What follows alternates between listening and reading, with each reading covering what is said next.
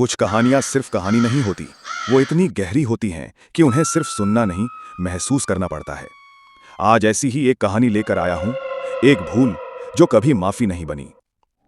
ये कहानी है माधोपुर गांव की, जहां एक आदमी रहता था। नाम था रघु।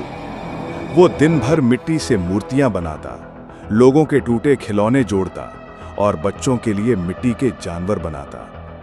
लोग उसे मिट्टी का आदमी कहते थे, कुछ मजाक में, कुछ असलियत में, पर वो कभी गुस्सा नहीं करता।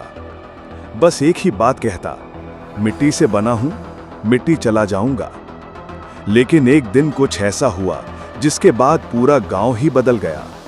ठाकुर का बेटा वीर उसके मिट्टी के सामान तोड़कर भाग गया। रघु ने डांटा, बस इसी बात पर ठाकुर ने सबके सामने उसका अपमान किया।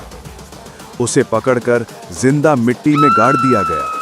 लोग चुप रहे, किसी ने नहीं रोका, और उस दिन के बाद उस गांव की हवा बदल गई। यहां तक अगर आप कहानी में खो चुके हो तो एक लाइक जरूर करो और चैनल को सब्सक्राइब कर लो, क्योंकि ऐसी कहानियां हर रात नहीं आती। छोटे बच्चे रात को डर के मारे जगने लगे। किसी को खिड़की से आवाज आई, किसी ने देखा मिट्टी से भरा एक आदमी उनके बिस्तर के पास खड़ा था। सब ने सोचा ये डर का वहम है, पर फिर एक एक करके लोग गायब होने लगे।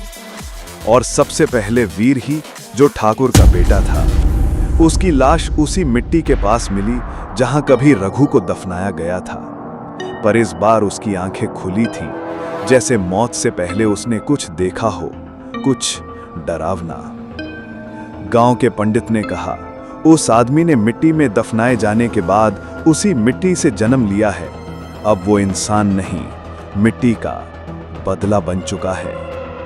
लोगों ने उस रात से एक ही बात महसूस की कि अगर किसी ने किसी को बेइज्जत किया, झूठ बोला या दर्द दिया, तो वो आदमी उनके सपने में आता है और कहता है, अब तेरी बारी है। और अगर तुम अभी भी सोच रहे हो कि ये सिर्फ कहानी है, तो सब्सक्राइब कर लो। शायद तुम्हारे सपने में वो आने से पहले हम उसकी अगली कहानी सुना दें। एक बूढ़ी औरत ने कहा था, मिट्टी कभी माफ नहीं करती। जो मिट्टी में गलती करता है, मिट्टी उसे वापस ले जाती है। आज भी हर अमावस्या की रात उसी मिट्टी के पास से एक आदमी की चीख आती है और एक नई चप्पल किसी नए शिकार की। अगर ये कहानी आपके दिल को छू गई हो, अगर कहीं अंदर एक थोड़ा सा डर महसूस हुआ हो, तो इस कहानी को सिर्फ एक काम के लिए शेयर करो, ताकि अगले किसी रघु के साथ ऐसा ना हो। मिलते हैं एक और कहानी में, एक नए सच के साथ।